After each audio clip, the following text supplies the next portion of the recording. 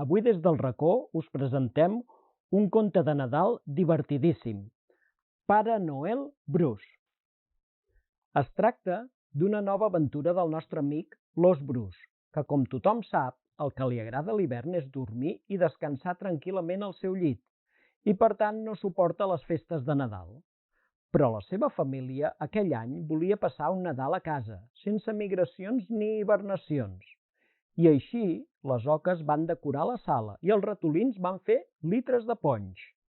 Tot i que a en Brus no li agrada divertir-se, no li agrada estar content i no li agraden gens les festes de Nadal. Però tampoc vol passar fred i quan surt de la caseta comet l'error fatal de posar-se una gorra de llana ben calenta i això li porta a una confusió terrible. Tots els veïns i amics el veuen com el Pare Noel. Els entrebancs i maldecaps pel nostre amic Brus acaben de començar, fins que arriba el dinar de Nadal. Bon Nadal, Brus!